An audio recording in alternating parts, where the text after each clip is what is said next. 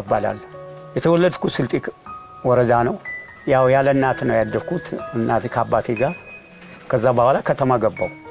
ከተማ ገብቼ ሰው ቤት ተቀጥሬ ቁርስ ምናምን ፉል ምናምን ነበር ምሰራው። ከዛ በኋላ ስልስል ኪዮክስ ሱቅ ጀመርኩና ሱቅ መስራት ጀመርኩ። ሱቄን ስሰራ ያው ትዳር ዓለም ላይ ማኖር አይቀርም ትዳር አረኩ ማለት ነው።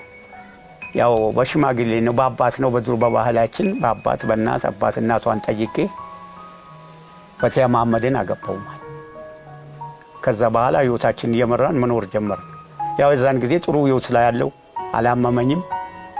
ያችን ኪዮክስ ሰራ ፍቃድ አላወጣም ብለው በፍቃድ ሲይዙኝ ሴቷን ሲጠይቃት ፍቃድ አይሆንም ፍቃድ አታወጣም መኖሪያ ቤትን ብላ ስትለኝ ሌላ ከፍ ብዬ ሌላ ቤት ግለሰብ ባለ ካርታ ነበራቸው ሰዎች ቤት ተከራይቼ በዛው ሱቁን ፍቃዴን አውጥቼ ሱቄን እንደመጀመሪያው ቀጥዬ መስራት ጀመርኩ። ሰፈሩ ያው አሜሪካን ግቢ ነው የሚባለው ብዙ ሰዎች ያሉበት ብዙ ደንበኛ ያለበት ጥሩ ስራ ያለበት ሰፈር ነበር።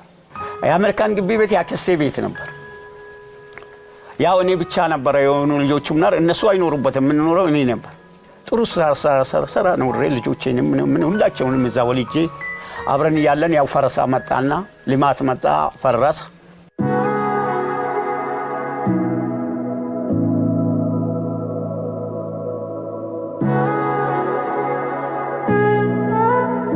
ያው አሜሪካን ግቢ ሲሰራ ከፈረሰ በኋላ ከዛ ወጣን እቃችንም ምናምንም ጭነን ወጣን። ከዛ ወጣን እኔ ድንጋጤ የሚሆን ምን የሚሆን ሱካሩ መጀመሪያ አለ ሱካሩ መጀመሪያ ያለ በቃ ገረሽና ታመሙ ከፍተኛ የሞት ደረጃ ደርሼ በዛን መሃል 3 አመት ቤት ውስጥ ተኝቼ ስኖር ንብረቱ ክስር ብሎ ያው እኔንም ያስታመሙ ምንም ያለ ከሰረ በቃ ንብረት።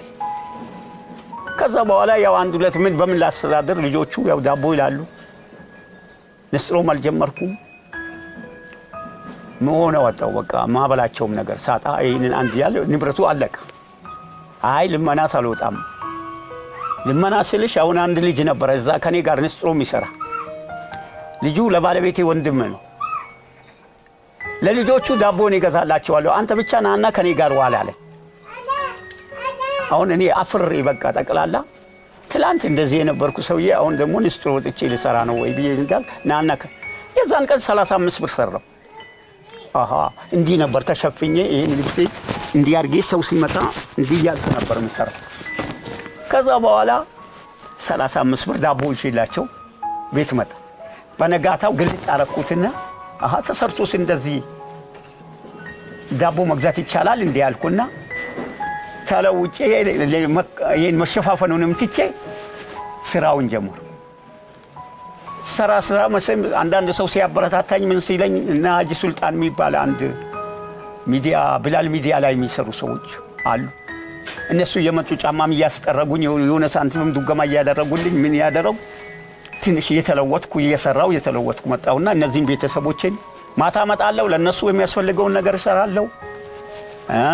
ዳቦ ይዤላቸው ዳቦ ይዤ ያልመጣው ቀን ሳንቲው ያነሰኝ ቀን ከካራት ጀምሬ እዚህ ድረስ በእግሬ እመጣለሁ። ዘደ ሲሄድም ደግሞ ጧት እዚህ ጋር አሁን ባጃጅም ታክሲም አለ 20 ብር ነው ምናምን ያስገውላ 20 ብር ለምን ከፍላለሁ ታክሲ ወርጄ ባቶስ እስካሁንም ባቶስ የትኩ ነው መንቀሳቀስና ስራዬን ምን ሰራው አልহামዱሊላህ ያው በሱ ፍቃድ እስካሁን አለው። ግን አሁን አቅቶኝ ያው የሆነው ነገር ሁሉ አጥቼ ማላው ጠፍቶኝ ነበር።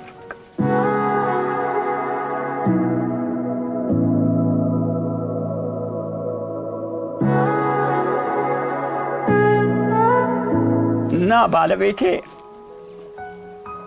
ወይራ ነው የሚሸጠው ወይራ መርካቶ ሻማ ተራ የሚባል አካባቢ ያለ እዛ ጋር ቁጭ ብላ ሰከንድ ስትቀመጥ ያው ደንብ ያስነሳታል። እንኳን እሷ 50 ብር ሳይሸጥ የምትመጣበት ጊዜ ማታ እንደ በ4 ሰዓት በ5 ሰዓት አልሸጥም ብሎ ተሰቃይታ ነው የምትመጣው። ያንን ጊዜ ሁሉ እንኳን ያው እሷ አንዳንድ ድንችም የሆነ ነገር ይዛላቸው ስለምትመጣ ታግዘኝ ነበር። አንድ ቀን ከምሽቱ 6 ሰዓት ሆነዋል። ከምሽቱ 6 ሰዓት ነው 12 ሰዓት መሰለኝና ከጧቱ 12 ሰዓት መሰለኛ ተነሻለሁ። ለባበሰችና በ6 ሰዓት እቃውን ይዛ ወጣች።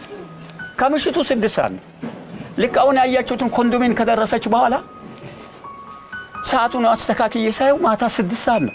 በማታ አሁንም አስፈልጌ ነይ ማታ ነው እኮ አነጋም ብዬ አመጣ።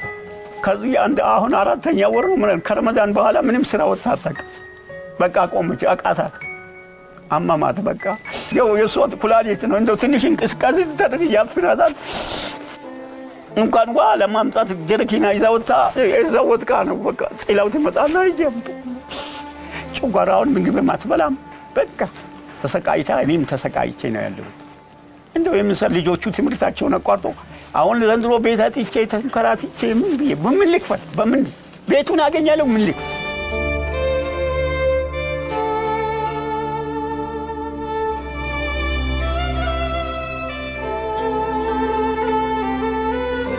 እና ልጆቹ ያው የተማሩ ነው ያቀማቸው የመንግስት ትምህርት ቤት ነው የሚማሩት እና ዘመድም የሚረዳም ዘመድ የለኝም ዘመድም ጋር አልሄድ አሁን ውሃ ራሱ ከወንዝ ነው ተሸክመን አምጥተን የምንጠጣውን ውሃ ወርሱንም ተሸክሜ አምጥቼ ያው ጥርሴ ሁሉ አይበላም ምግብ አይበላም ሁሉ ነገር አልቋል።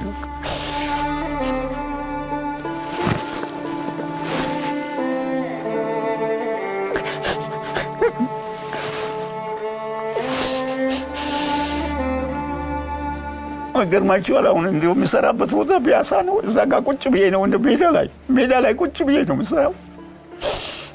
አንዳንዴ ስኳሩ ይነሳብኝና እዛው ይለኛል በቃ ደግሞ ምግብ ያስፈልገኛል ሳልበላ ነው የምወጣው። እዚህ የሚወስደው ግራም 1000 ግራም ነው 1000 ግራም 500 ግራም ነው የምወስደው በቀን 6 ነው የምወስደው።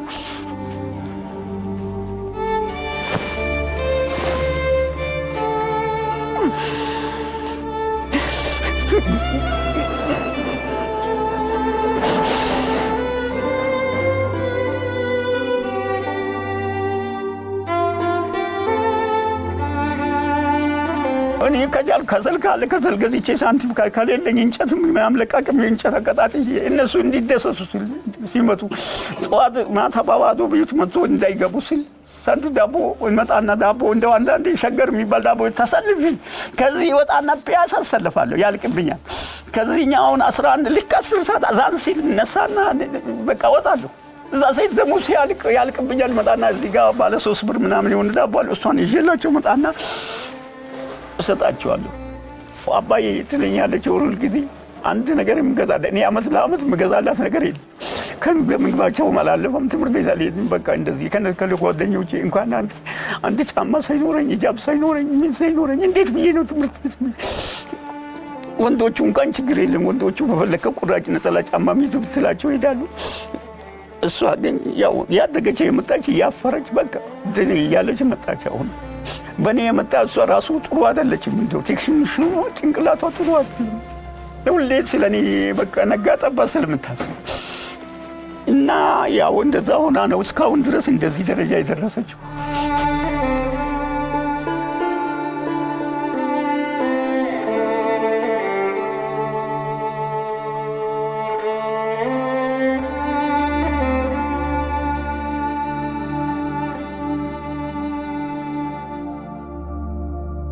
አግኝቼ ያጣሁት ያው 6 ዓመት ይሆናል። ንስጥሮ መጀመሪያ የጀመርኩት 3 ዓመት ነው። 3 ዓመት ነው። አሁንም እሱን ነው የምሰራው። ያው አትክልቶችን የተለየ ያገኘሁት እኔ እርሶ እኮ ሽማግሌ ነው። አሁን ብዙ ሰዎች ደግሞ አርስቶን እንኳን አናስጠርግም ጫማ ለኔ እኮ ለልጆቼ ዳቦ ከገዛው ብዬ ነው ሌላ ነገር አይደለም። እርሶን አናስጠርግም እኛ አባታችን አይደሉም ወይ እኛ አባታችንን እንደ ጫማ አምጥተን እንዴት ጫማ ጥረጉ እንላለን ሲሉ እኔ ለልጆቼ ዳቦ እኔን እኮ አገዛችሁ እንጂ ከልምን አይሻልም ወይ መስራት ሰርቼ እኮ ዳቦ ለልጆች ልግዛ ብዬ ነው።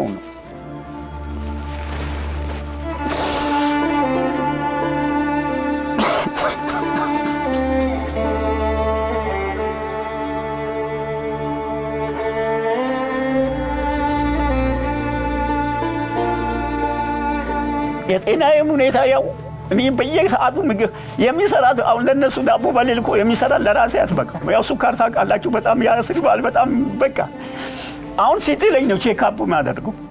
በምን የጄ ቼክአፕ እንኳን ያቺን ካርድ ማውጫ ስለማላገኝ ሲጥለኝ በቃ ከተኛው በኋላ መላክ ሳተው እሄዳለሁ። በቃ እንትን እና መድኃኒቱን አሁን ምን የመግዛት አቅም የለኝም። ይሄ መድኃኒቱን የሆነ ሴትዋ ስኳር በሽታ ትጠቀማለች ፒያሳ አካባቢ አለች። እንደዚህ ንስትሮ ስጠራ አየችኝና እንደዚህ ምንድነው ስኳር ጤና መድንም የለህም? አዎ ምንም የለህም? አዎ ስጣት። በቃ ከኔ ላይ ያካፍልሃለሁ ከመድኃኒቱ ብላኝ ከሷ መድኃኒት ተካፍዬ ነው እስካሁን ድረስ እንኳን የመግዛት አቅም ራሱ የለኝም። በቃ ሰሞኑን አሁን ቤት ተናል ብለን ስንላቸው ልጆች ቤት አጥቻለሁ ብዬ ሲላቸው በቃ ትምህርታችንን እናቋርጣለን። በቃ ትምህርት የሌለበት ቦታ ቤት ያለበት ቦታ የፈለከው ቦታ ውስጥ አኑረን ልትሰቃይ አንፈልግም። በቃ ሌላ ቦታ ውስጥ የፈለከው ቦታ ውስጥ አስቀምጠናል። እና ያው አልሐምዱሊላህ ያው ቤቱን ይሄንን ተከራይቼ ያው በዚህኛው ቤት እሱም የሰው ዘመድ ቤት በሆኑ ልጁ አላህ ይስጠውና ገብቼ ያው እዚህ ጋር እኖራለሁ። 2,000 ብር ነው የምከፍለው ሲኖረኝ ነው እሱ።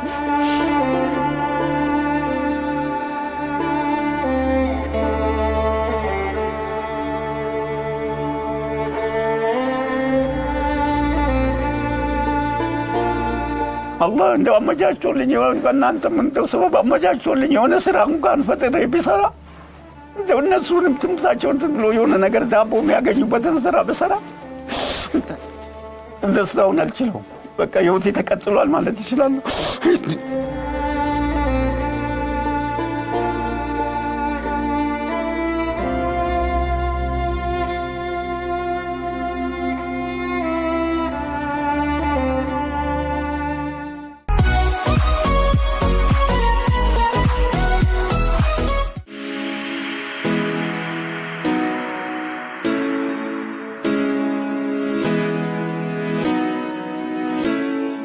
አቶ ሁሴን እንኳን በሰላም ወደ ባቢ ጥርስ ህክምና በሰላም መጥቶ እዛች ጋር እኔና ፕሮሲጀሩን እንጀምራለን ዛሬ።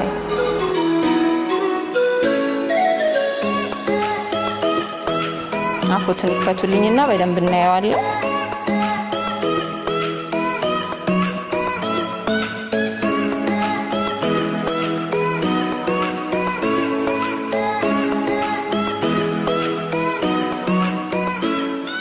አቶ ሁሴን እንግዲህ አሁን እንዳየነው ጥርሶት ብዙ የተነቃነቀና ስሮች ውስጥ የቀሩ ጥርሶች ስላሉ አሁን በሚሰጡት ቀጠሮ መሰረት ከሳምንት በኋላ ይመጡና የተነቃነቁ ጥርሶች ተነቅለው ወደ ጥርስ ተከላው እንሄዳለን ማለት ነው።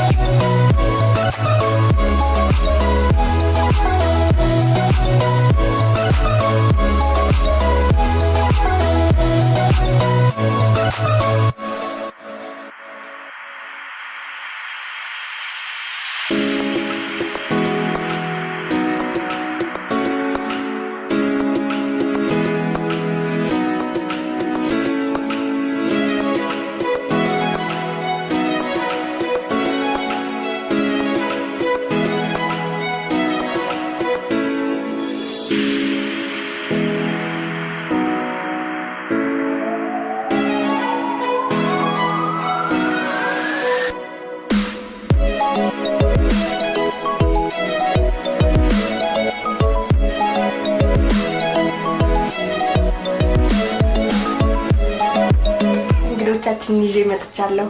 እሺ እንኳን ደህና መጣችሁ ወደ ኢቢኤስ ሜካፕ ስቱዲዮ። እኔ ሉሊት ወንድሙ እባላለሁ የኢቢኤስ ሜካፕ አርቲስት ነኝ።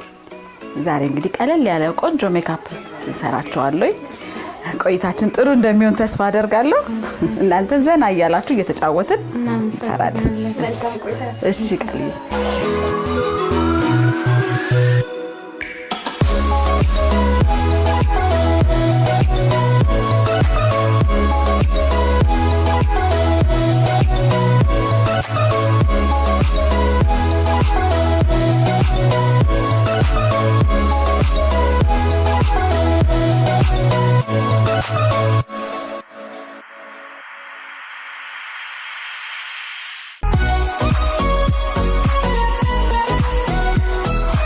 ታሪኩን አይተን ተመልሰናል። እንግዲህ በጣም ጠንካራ ናቸው። በጣም የሚገርም ነው። በጣም ከባድ ነው። በጣም ከባድ ነው። በእንደዚህ አይነት ከባድ ሁኔታዎች ውስጥ ሆነው እንኳን ተስፋ ሳይቆርጡ ልጆቻቸውን ለማስተማር በጣም ብዙ የለፉ በህመምም በድህነትም የተሰቃዩ አባት ናቸው። ብዙዎች ከሳቸው ታሪክ ይማራሉ ብለን እናስባለን። እዚህ ስቱዲዮ ደግሞ ቤተሰቦቻቸውን ጋብዘናል። ከነሱ ጋር ደግሞ ቆይታ እናደርጋለን። እንኳን ደህና መጣችሁ። እንኳን ደህና መጣችሁ። ደህና ቆያችሁ። እንተዋወቅ። ወደ ፈቲያ መሐመድ። እኔ ሰሚራ ሁሴን። እኔ አብዱልአዚዝ ሁሴን። ኡመር ሁሴን። አቡበከር ሁሴን። ስለመጣችሁ በጣም ደስ ብሎናል። እንኳን ደህና መጣችሁ። እንግዲህ እኛም ተመልካቾችም የጋሽ ሁሴንን ታሪክ አይተናልና ከባለቤታቸውን ጀምር። ጋሽ ሁሴን ምን አይነት አባት ምን አይነት ባል ናቸው? የመጀመሪያ ባለቤቴ ናቸው። በጣም ሩህሩህ የሆኑ ታታሪ የሆኑ ባለቤቴ ናቸው። ያው ሆኖም ያው ሲታገሉ ልጆቻቸው ሲያስተምሩ አንድም ቀን ሳያስከፉን ሳይበድሉን ነበሩ። ያው በሱካር ህመም ምክንያት በህመማቸው ምክንያት በጣም ተጨንቋል። የዛም ሁላ ይኸው ልጆች ያስተማሩ ነው፣ እኛን የቀለቡ ነው። በጣም ትግል ያረጉ ሰው ናቸው። ግን አሁን ይኸው እንደምታዩት በጣም ያቃታቸው መጣ። ህመሙም የጠናባቸው መጣ። ያው እኔም እያመመኝ ይተባበራቸው ነበር። እኔም ታመምኩኝ፣ ኩላሊት ያመመኝ፣ ጮጋራዬ አመመኝ። ይኸው አሁን እኔ ቤት ቁጭ ብያለሁ። እነሱ ያው የታገሉ እስካሁን ድረስ አንድ ሁለት እያሉ ነው። መድኃኒታቸውን ካን በስነ ስርዓት አይጠቀሙ፣ ልጆቼ እንዳይራቡ ትምህርት እንዳያቋርጡብኝ እያሉ ነው። በጣም በሚያሳዝን ሁኔታ ነው እያሉ ያሉት። አንቺስ እንዴት ነው የምትገልጪው ስለ ጋሽ ሁሴን? አባቴ በጣም ጥሩ አባት ነው። እኛ የምንፈልገውን ነገር ለማሟላት ብዙ ይጥራል። በቃ እሱ የሚያደርገውን ነገር እኛ እንድናቅበትም አይፈልግም። በቃ ጥሩ አባት ነው። አዎ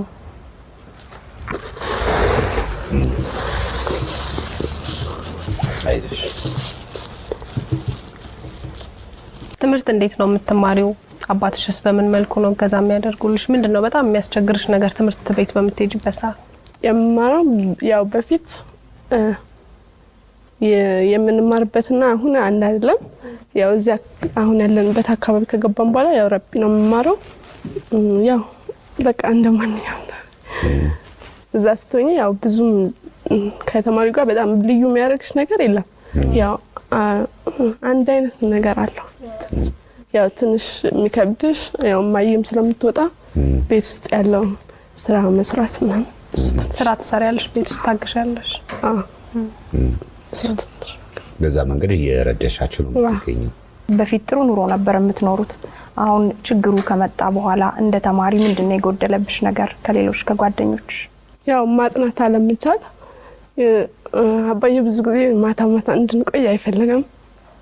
ስለዚህ ያው ቀን እነሱ ስለሌሉ የእነሱን ስራ እኔ ከትምህርት ቤት ከመጣሁ በኋላ ስለምሰራ ማታ ወይ ካለ ማጥናት ማታ ነው የሚመችኝ። ግን ያው እሱን ስለማላጠና እንደ በፊት ትምህርቴ ላይ እንተናል። እናንተስ አባታችሁን ጋሽ ሁሴን እንዴት ነው የምትገልጿቸው? ያ አባታችንን የምንገልጸው በጣም በጥሩ ሁኔታ ነው። ምንም አሳነሱብን የማያውቅም። እንደሌሎቹም ተማሪ በቃ አይዟችሁ ተማሩ ነው። በቃ ሁሉም ነገር እንዳያንስብን ይፈልጋል። በቃ በርትተን እንድንማርለት ነው የሚፈልጉት። እኔ ከሱ ምንም ያነሰብኝ ነገር የለም። ኡመርስ? አታልቅስ ኡመር። መረጡ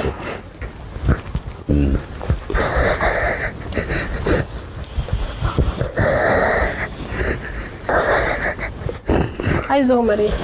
እንደ ሌሎቹም ተማሪ ምንም ነገር አጉድሎብኝ አያውቅም እና አባቴን በአጠቃላይ በጣም ነው ምንም ነገር አሳንሶብኝ አያውቅም። ጋሽ ሁሴን ከዚህም በላይ ቢባል በጣም ያንስባቸዋል። በብዙ መቸገር ውስጥ ነው። ቪዲዮውን አይታችሁታል። እኛ ፕሮግራሙን ልንሰራ በሄድንበት ጊዜ ኢቭን የሚበሉት ነገር ራሱ የላቸውምና ዳቦ ነው 3 ዳቦ ነው ለዚህ ሁሉ ቤተሰብ። እሱንም 30 ብር 40 ብር ሊስትሮ ጠርገው ሰፍተው ካገኙ ነው። ያንን ደግሞ ለልጆቻቸው ይዘው ለመምጣት ከሚኖሩበት ሰፈር በጣም ሩቅ ነው። ወደ ኬንተሪ አካባቢ ነው። እሳቸው ግን ፒያሳ አካባቢ ድረስ በእግራቸው እየሄዱ ነው ለነሱ ዳቦ ለማምጣት የሚለፉትና ከዚህም በላይ ስለሳቸው ቢነገር በእውነት ክብር ይገባቸዋል፣ ያንስባቸዋል ነው በእውነት።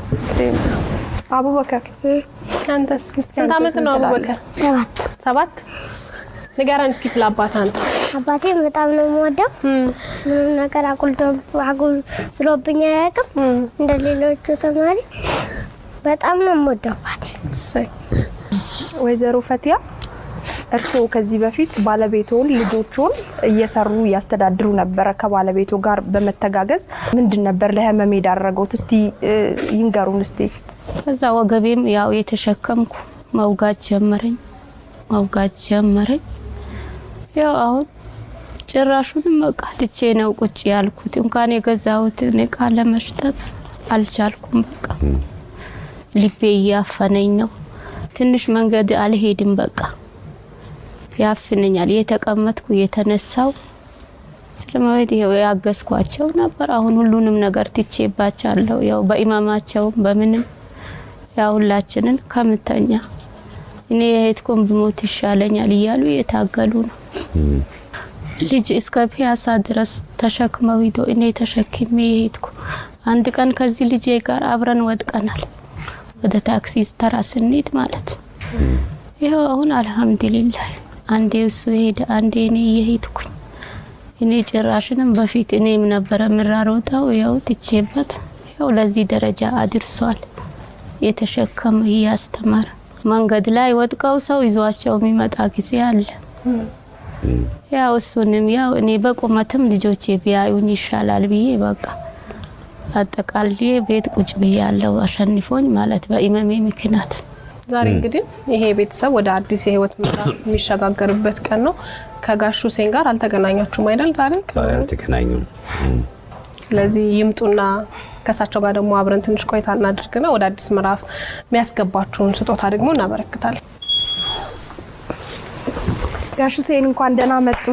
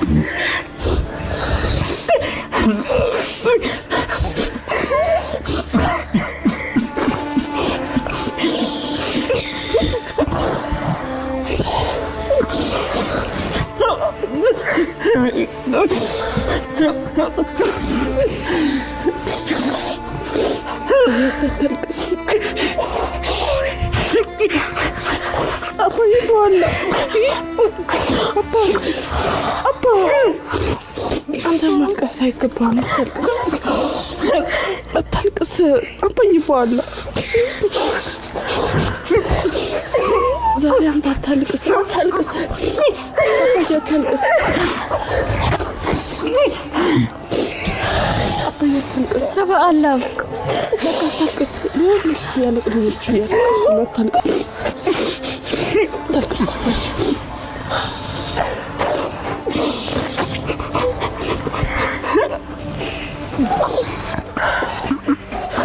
አባዬ በቃል ጋሽ ሁሴን አይዞት። እርሶ በጣም ጠንካራ ጎበዝ አባት ነው። እውነትም አባት ነው እርሶ። አባት ጋሽ ሁሴን ዛሬ እኮ የደስታ ቀን ነው። ለምን ያለቅሳሉ? ደስታው ነው የሚያስለቅሰው። ለዚህ በቅቼ እናንተ ፊት ድረሼ በማውራቴና ይሄንን በመልበሴ ቤት ልጆችን ሰብስቤ ባለቤቴን እዚህ ጋር እናንተ ፊት ሁኔታዬን ተረታችሁ በማየቴ አሁን እኔ አሁኑኑ በሞት ራሱ ከዚህ በላይ ደስታ የለኝ። ልጆቼ እንደዚህ ሆኖ አይቼ ሞት ለኔ ምንም አይደለም። አልহামዱሊላህ ደስ ስላሎት እኛም ደስ ብሎናል። በጣም ጠንካራ አባት ነው ጋሽ ሁሴን። ባለቤቶም ልጆቹም መስክረውሎታል። አባታችን ምንም ሳያሳጣን ያሳደገን ብለው መስክረውሎታልና ይሄ ሁሉ የእርሱ ጥንካሬ፣ ጽናት፣ ትግስት ነውና እንኳን ደስ አሎት። እንኳን እነዚህ ቀን አበቃዎት። በእኔም ትግል ሳይሆን በባለቤቴ ከኔ በላይ ጠንካራ ነው። አባቴ እንደዚህ ስላየሁት በጣም ደስ ብሎኛል። ያው የበፊቱን አባቴ ያየሁት ነው የሚመስለው። ትንሽ ያው አሁን እንደ በፊት ወፍራም አይደለም ምናምን ነው እንጂ ያው እንደ በፊቱ አለባበሱ ስላየሁት ደስ ብሎኛል። በቃ እንደዚህ ካየነው ስለቆየን በቃ በጣም ደስ ይለናል። እኔ በጣም ነው ተደሰትኩት። በእናንተ እድሜ ይስጣችሁ፣ ጤና ይስጣችሁ። እኔ ጠዋትና ማታ ተደሳቅሎ ሳየው ድሮ ያየሁበት አሁን ያየሁበት መቼም ያው ኑሮ ነው። ምን ታረጉታላችሁ? አሁን እኔ በጣም ስጋ ባዳ ነው ያልቃል። እኔ ለልጆቼ እኔና እሱ ይሄን አክል ኑረን ይሄን አክል እነሱን ከፍ ማለት ትምህርታቸው ሳያቋርጡብን ምን ሳይሉ ከአላህ ጋር ይሄን በማየቴ እሱ ይሄንን መቼም ተወርቶ ማያልቅ ጉዳይ ነው። እኔ ደስ ብሎኛል። እናንተም እንኳን ደስ አላችሁ፣ ልጆቼም እንኳን ደስ አላችሁ። እኛም እጅግ በጣም ደስ ብሎናል። እንደዚህ አምሮባችሁ ስላየን በጣም ተደስተናል። እስቲ ወደ አዲስ ምዕራፍ የሚያስገባቸውን ስጦታዎችን ደግሞ እናበረክታለን። በጣም ጥሩ። ስለዚህ ዋናው ነገር ጤና ነው። ወይዘሮ ፈቲያም አቶ ሁሴንም ከፍተኛ የሆነ የጤና እክል አለባቸው። በተለይ ደግሞ የጤና እክላቸው በቂ ምግብ ባለማግኘት በጣም የተባባሰ እንደሆነ ሆስፒታል ሄደን ተመርምረው ነበር አይደለ? ተመርምራለሁ። አዎ፣ እሳቸው ስኳር አለባቸው፣ እሳቸው ደግሞ ደም ማነስም አለባቸውና ቅዱስ ኡራኤል የውስጥ ደዌ ስፔሻሊቲ ሙሉ የሕክምና ወጪያችሁን ሊሸፍን የኢቢኤስን ጥሪ ተቀብሎ ፍቃደኛ ሆኗል። ከነ 6 ወር የስኳር መድኃኒትም ጭምር። ከኛ የበለጠ የተጨነቃችሁ እናንተ ናችሁ። እኔ በጣም ነው ማመሰግነው። በጣም ደስ ብሎናል። እኔ መድኃኒት መግዛት ሳልችል ከሰው የወሰድኩ ነበር የምጠቀው። መጠኑንም አላውቀውም። ዝም ብሎ መዋጥ ነው። ያው ስኳር አለ በሚለው ነው ዝም ብዬ የሚውጠው። ክኒኑን ደግሞ ያልቃል ከሰው ነው የምቀበለው። ከዚህ በኋላ ግን ያው በሐኪም የምገዛ የሚያስፈልጉትን መድኃኒት ለ6 ወር በየጊዜ ከተከታተሉ ቅዱስ ኡራኤል የውስጥ ደዌ ሕክምና አመቻችቷል። ከዛ ውጭ ደግሞ ጋሽ ሁሴን ያው ቀደም ሲልም በንግዱ ዓለም ውስጥ ነበረ የሚሰሩትና የኢቢኤስ ቴሌቪዥን ለ1 አመት የሱቅ ኪራይ ከፍሎ የሚያስፈልገውን ሸቀጣ ሸቀጥ ደግሞ በሙሉ አሟልቶ ስራ እንዲጀምሩ አመቻችቷል እድሉን ማለት ነው። ለመጀመሪያ የሚያስፈልጉትን ሸቀጣ ሸቀጦችም ያሟላል። ከዚህ በተጨማሪ ግን ይሄንን ፕሮግራም የምትከታተሉ ባለሀብቶች፣ ነጋዴዎች እንዲሁ ደግሞ የጅምላ አከፋፋዮችም ልትሆኑ ትችላላችሁ። ጋሽ ሁሴን ሱቃቸውን በደንብ በሚያደራጁበት መንገድ ኢቢኤስ ከሚያደርገው በተጨማሪ በዚህ አጋጣሚ ገዛ እንድታደርጉላቸው ጥሪ ማቅረብ እንፈልጋለን። ግድ ነው። ከዛ ባሻገር እኔ ወደ ሽልማቱ ከመሸጋገር በፊት አንድ ነገር ልወዳለሁ። ለልጆቹ ትልቅ ኃላፊነት ልሰጥ ወዳለሁ። ምክንያቱም እነዚህ እናትና አባት ስላሉ ነው ዛሬ እናንተ ያላችሁትና ትልቅ አደራ የምሰጣችሁ ምንድነው፣ እናትና አባታችሁን ጠብቋቸው፣ ተንከባከቧቸው።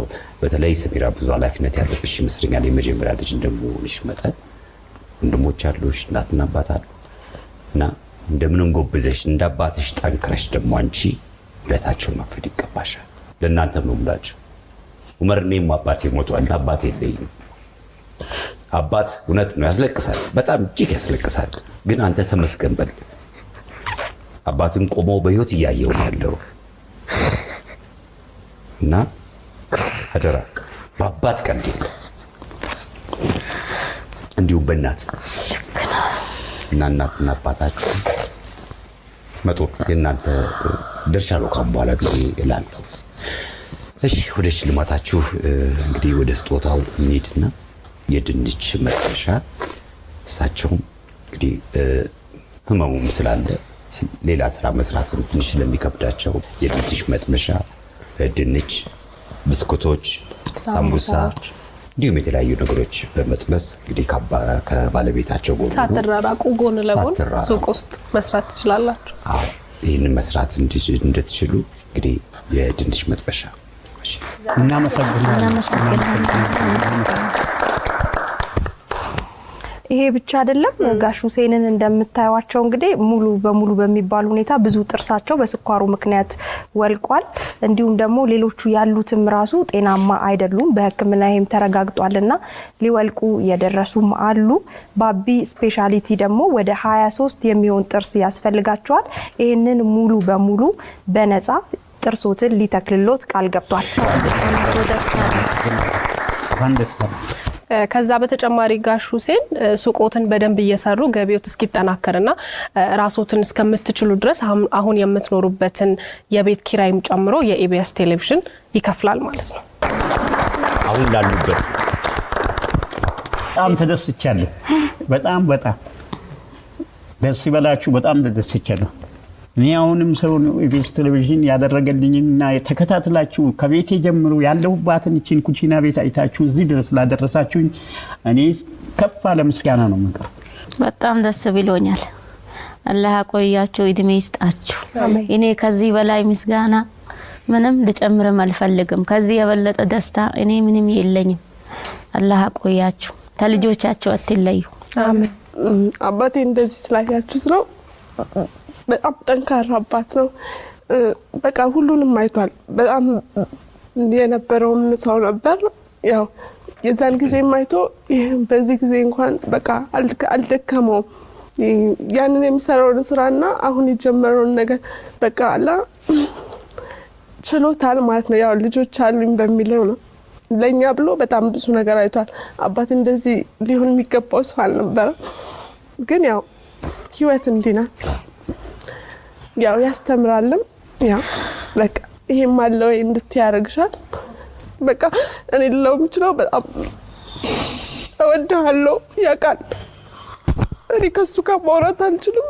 በቃ እንጃ በጣም ነው የምወደው። እንዲነግረው አላውቅም። በቃ በጣም ጥሩ አባት ነው። እሱ ብቻ አይደለም እናቴ በጣም ጥሩ ሴት ናት ወላሂ። ያንን ህይወት ላይ እንኳን እንደዚህ ሁኛ አንድ ቀን ለኛ ብላን አታውቅም። እንደዚህ ያረከኝ እንደዚህ እንኳን አትልም። በቃ ሁሉንም ነገር ችራ ነው የምትኖረው። በቃ እኛ ስንለብስ ሁላ ደስ ይላታል። ለኔ ሰው አይታ መጣ ያንን ነገር ወይ አንቺ ብታረጊው እኮ እንዲህ ብትሆኝ እኮ ምናምን ነው የምትለኝ። በቃ እኔ ለብሺ እንትን ስል ራሱ በቃ በጣም ደስ ይላታል። ለራሷ አንድ ቀን አታስብም። በቃ እኛ እንድንታይ እኛ እንድንለብስ እኛ እንዲያምርብን በቃ የምትፈልገው ያንን ነው። ሁሉንም ነገር ትተሹ አንቺ አጥኒ ምናምን ትለኛለች አንዳንድ ቀን።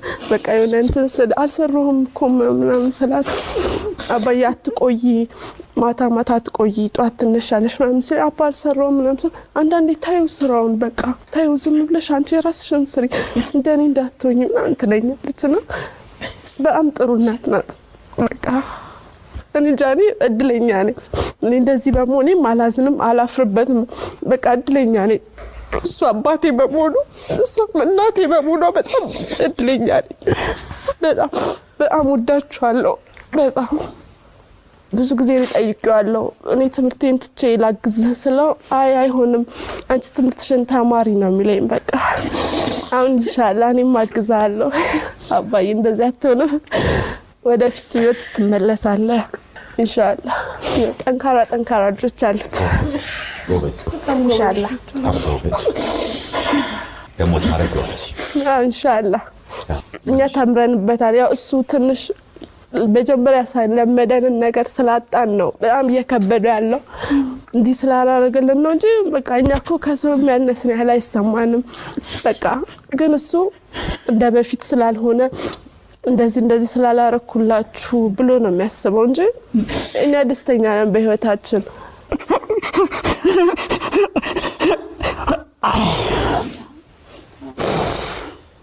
እንደ ቤተሰብም ከናንተ ብዙ ምንማረው ነገር አለ። አንዳንዴ ችግሮች ሲመጡ አለመግባባትም አብሮ ነው የሚመጣው። እናንተ ግን መግባባታችሁ በጣም ደስ ይላልና በብዙ ፈተና ውስጥ ያለን ሰዎችም ከናንተ ብዙ ልንማር የሚገባ ነገር አለና ወደፊት ደግሞ በለውጡ መንገድ በአዲስ ምዕራፍ የተሻለ ነገር ላይ ሆናችሁ እንድናገኛችሁ እንመኛለን። እግዚአብሔር ይስጥልን። እናመሰግናለን። እንግዲህ በኋላ ለምትሰሩት ለምትኖሩት ኑሮ በሙሉ ፈጣሪ ይከተላችሁ። ልጆቻችሁን ፈጣሪ ይባርክላችሁ። እናንተንም ፈጣሪ ይባርካችሁ። አሜን። እናንተንም ከኛ ቁጭ ብላችሁ የኛን ችግር ከኛ ጋር እኔ ካለውበት የነበርኩበትና ቀደም ከለበስኩት ልብስ ጋር እናንተ ፊት መጥቼ ቆሜ እናንተ አሁን አንተ መኪና ላይ እንኳን አብረን ስንሄድ አይታኸኝ ምን አይን ሳትጸየፉን በደስታ ተቀብላችሁ ስላናገሩን በጣም በጣም በጣም ከልብ ነው ማመሰግነው። ኢቢኤስን ከልብ እኔ ድሮም ሳይሁዳለው ብዙ ጊዜ እከታተላለሁ። በጣም በጣም ነው በጣም እናንተን አከብራለሁ፣ እወዳለሁ። ጠቅላላ ኢቢኤስ እንትኖችን በጠቅላላ ወዳችኋለሁ፣ አከብራችኋለሁ። እኛም እንወዳችኋለን። አደራ